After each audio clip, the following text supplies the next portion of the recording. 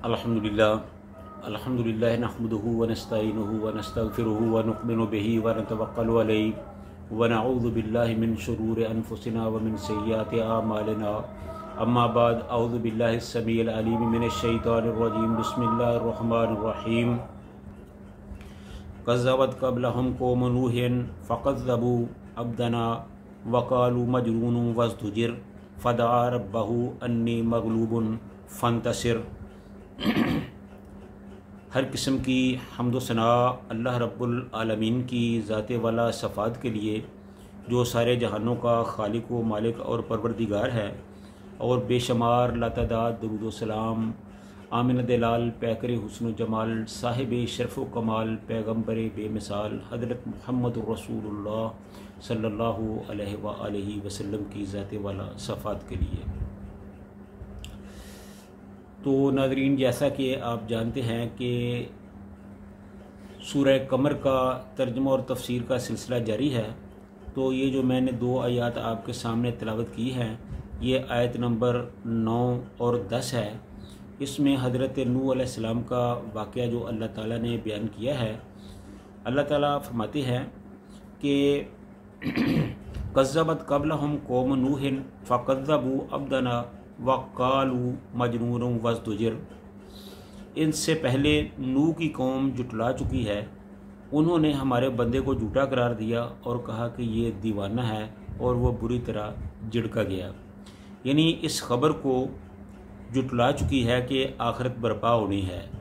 यानी नूह अलैहिस्सलाम की जो कौम है उसका जिक्र किया जा रहा है कि उन्होंने अपने नबी नूह अलैहिस्सलाम को जुटला दिया, उनकी बातों को जुटला दिया, उनकी तालीमात को जुटला दिया। जो कुछ उन्होंने उनको तबलीग की थी उनको सुनने से इनकार कर दिया, यानी कि उनकी तमाम बातों को जुटला दिया। जो वो कहते थे कि आखिरत बर्पा होने वाली है, जिसमें इंसान को अपने अमाल का हिसाब देना होगा। इस नबी की नबूवत को जुटला चुकी है, जो अपनी कौम को इस हकीकत से आगाह कर रहा था। और नबी की इस तलीम को जुटला चुकी है, जो ये बताती थी कि आखिरत की बाज़पुरस में कामयाब होने वालों के लिए लोगों को का क्या अक़ीदा और क्या अमल इख्तियार करना चाहिए और किस चीज़ से बचना चाहिए।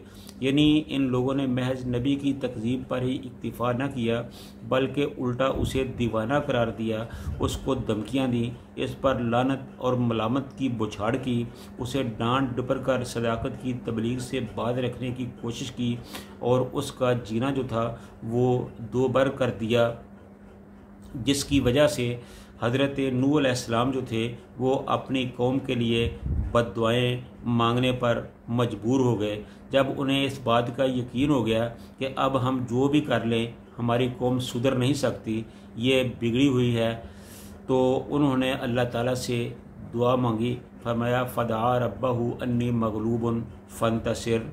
तो उसने अपने रब को पुकारा, यानी नूह अलैहिस्सलाम ने अपने रब को पुकारा कि ऐ अल्लाह, मैं मगलूब हूँ, मैं कमज़ोर हूँ, मैं इन सब के साथ नहीं लड़ सकता, सो तू इनसे हमारा बदला ले। जो उन्होंने हमें इतना सताया है, हमारे मामलात को इतना ख़राब किया है, हमारी तकज़ीब की है, हमारी मेहनत को ज़ाया किया है। तो नूह अलैहिस्सलाम ने ये दुआ उस वक़्त की जब अल्लाह ताला ने इन्हें इतला दी कि अब तेरी कौम में कोई ईमान नहीं लाएगा। तो फिर नूह अलैहिस्सलाम ने जब ये देखा कि अब मेरी कौम में जब कोई ईमान लाने वाला ही नहीं है, तो फिर हम किस लिए इतनी भाग दौड़ दूर धूप मेहनत मुशक्क़त कर रहे हैं। तो फिर नूह अलैहिस्सलाम ने अपनी कौम के लिए अल्लाह से बद्दुआ की, जिसे अल्लाह ताला ने कबूल कर लिया।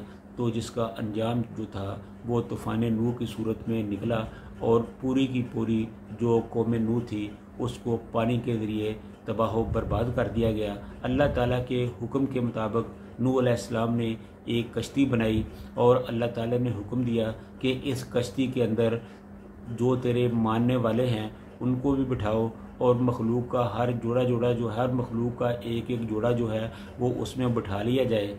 तो इसी तरह नूह अलैहिस्सलाम ने अल्लाह की हदायत के मुताबिक अपनी कश्ती में तमाम मुसलमानों को बिठा लिया, और जितनी भी उस वक़्त मखलूक थी उनमें से एक एक जोड़ा जो था उसको भी बिठा लिया।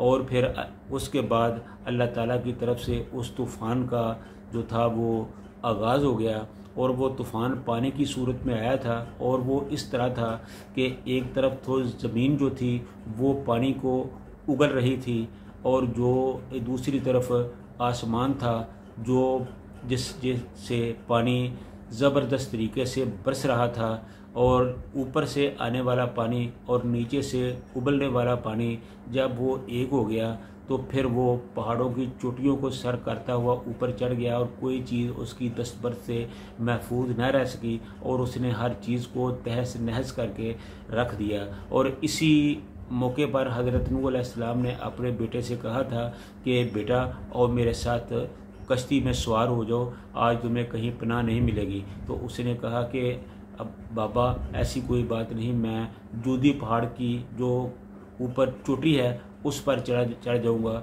वहाँ पानी नहीं आ सकता। तो अभी ये बातें ही हो रही थी कि अल्लाह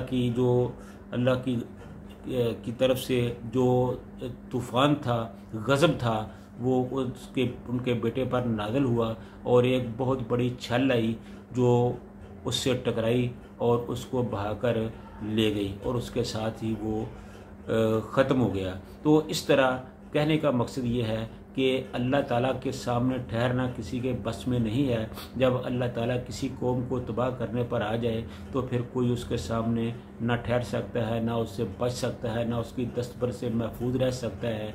तो वो वक़्त आने से पहले ही इंसान को चाहिए कि वो अल्लाह ताला की फर्मा बरदारी में लग जाए और अल्लाह ताला के अज़ाबों से महफूज रहे। जब अल्लाह ताला की तरफ से कोई सख्ती, कोई अज़ाब, कोई बुरा वक्त आता है तो फिर किसी भी इंसान को उसमें ठहराव नहीं मिलता, किसी की बचत नहीं होती। अल्लाह ताला हम सब को इस्लाम और कुरान के मुताबिक ज़िंदगी गुजारने की तौफ़ीक अता फ़रमाए, और तमाम अम्बिया अलैहिस्सलातु वस्सलाम के जो तालीमात हैं उनके मुताबिक अपनी ज़िंदगी गुजारने की तौफ़ीक अता फ़रमाए। व आखिरु दावाना अनिल हम्दुलिल्लाहि रब्बिल आलमीन।